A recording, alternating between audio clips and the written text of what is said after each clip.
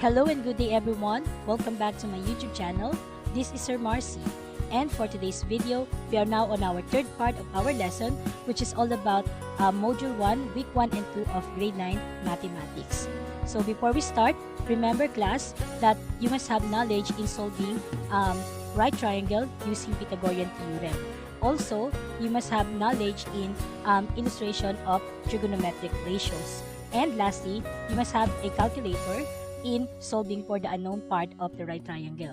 So in our previous video, we already discussed the two conditions in solving right triangle. If you're new to my channel, please consider subscribing and hit the notification bell so you'll be updated with my latest videos. Let's now start our lesson. In my previous video, na-discuss na natin yung dalawang conditions in solving right triangle. For this condition, we're going to solve right triangle given the length of the hypotenuse and the length.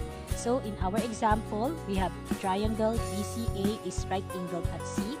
If side C is equal to 23 and side B equals 17, find angle A, angle B, and side A. Express your answer up to 2 decimal places. So paano ba natin isi-solve yung ganitong condition ng right triangle?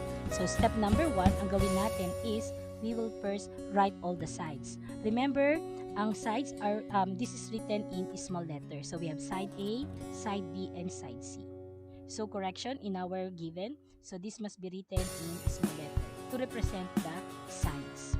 So here, from our example, in our figure, we know that we have side B, which is 17, and also side C, which is the hypotenuse, and that is 23. Next to that, we will also write the given angles. We have angle A, angle B, angle C, and ang meron lang tayo is angle C, which is right angled at C, meaning the measure of angle C is 90 degrees.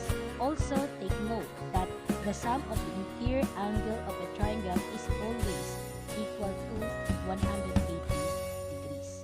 So, we're going to solve first for side A. We have angle A and angle B.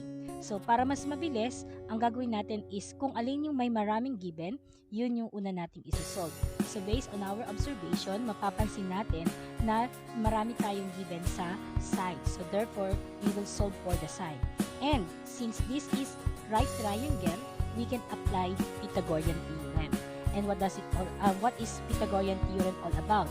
It states that the sum of the square of the two legs, we have a squared plus b squared, is equal to the square of the hypotenuse. So from here, from this equation, pwede natin i-derive yung a or yung side a. So we have your a squared plus b squared is equal to c squared. So we subtract both sides of the equation by b squared, or we apply subtraction property. So notice that we will have here 0 pair, and what is left is a squared is equal to c squared minus b squared.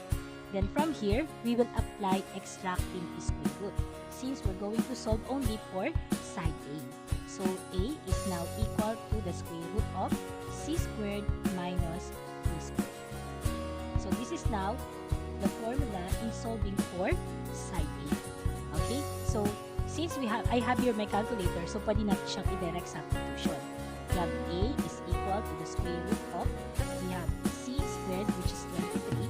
23 squared minus, we have 17 squared.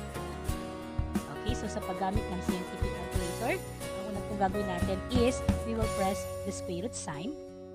After that, we input 23 and then squared minus, we have 17 squared. Then our answer here is 15.49. So we leave 2 decimal places. So A now is equal to 15.49. Okay, so our answer for side A is 15.49. Next is, paano naman natin kukunin yung angle A and angle B? So, if we're going to solve for angle A, pipili tayo na magiging reference angle natin. Suppose I'm going to use this one. So, angle A. hanapin natin yung sukat ni angle A. So take note, ang meron tayo here, if we're going to examine, the opposite of angle A is side A. So we name this as opposite side. And B here is our adjacent side. And C is our hypotenuse. So kung titingnan natin yung given to solve for angle A, we only have hypotenuse and adjacent side. Meaning, what function yung mayroong adjacent and hypotenuse? That is correct. That is cosine.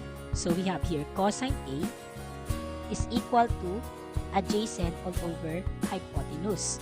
So we now have cosine A is equal to adjacent side, which is 17, all over hypotenuse, which is 23. So we get the ratio first nung 17 all over 23.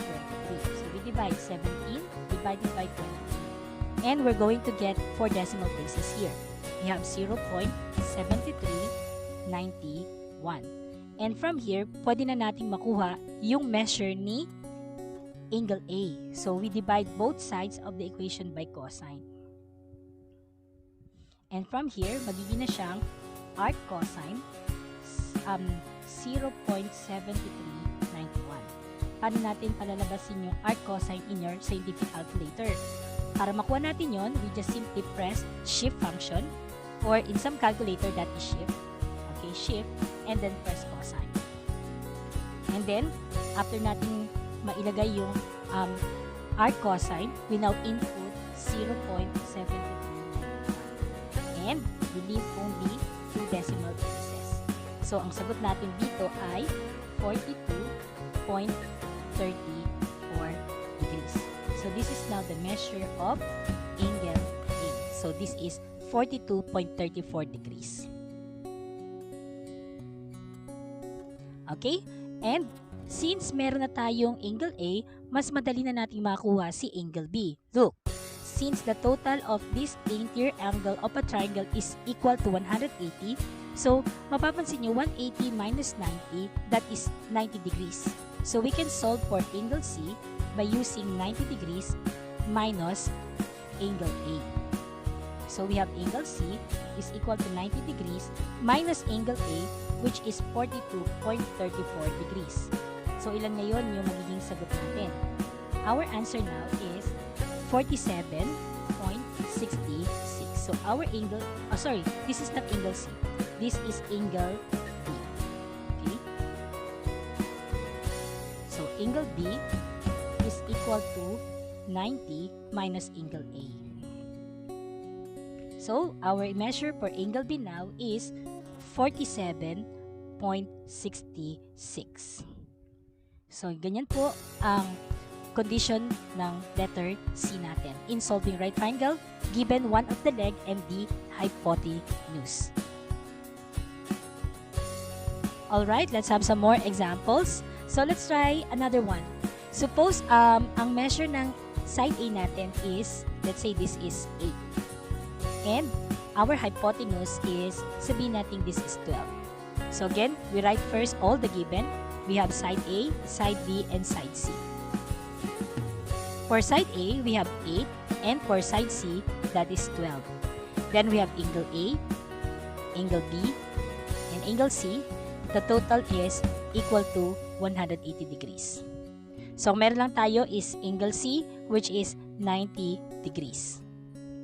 Okay, so to solve for side B, since again, this is right triangle, we can apply Pythagorean theorem.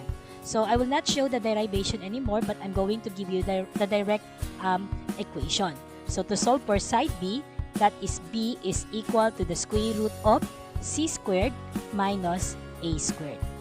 So, to solve for side B, using our scientific calculator, we have square root, then input natin yung 12 squared minus 8 squared. And our answer here is 8.94. So, the measure of side B is 8.94.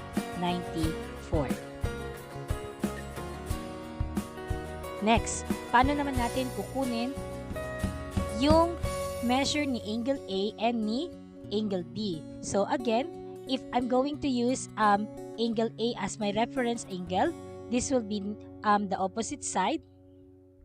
This is the adjacent side and this is the hypotenuse. So, anong function yung gagamitin natin kung meron tayong opposite side and also meron tayong hypotenuse? Okay, so anong function yung may O and may H? Very good. So, we're going to apply sine function. So, we have sine A is equal to opposite all over hypotenuse. So, by direct substitution, we have sine A is equal to O, which is 8 all over 12. Then, we have now sine A is equal to, we have here 8. Okay, so 8 divided by 12. So, that is 0.6667. And then, apply natin yung arc sine. We have A is equal to arc sine 0.667. Okay, so we have A is equal to, we have shift sine 0.6667. And ang ating measure for angle A is 41.81 degrees. So this is now our angle A. And para ma-solve natin si angle B, remember that is the sum of the interior angle of a triangle is 180. So this is 41.81 degrees.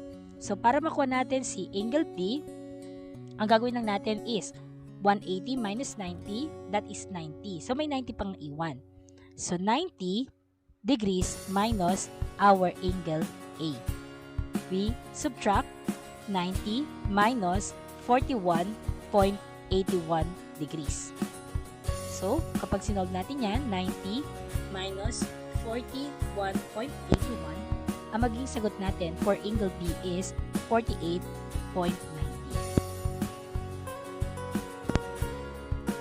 Yan. So, nakuha na natin yung missing side ng ating right triangle. That is under case number 3.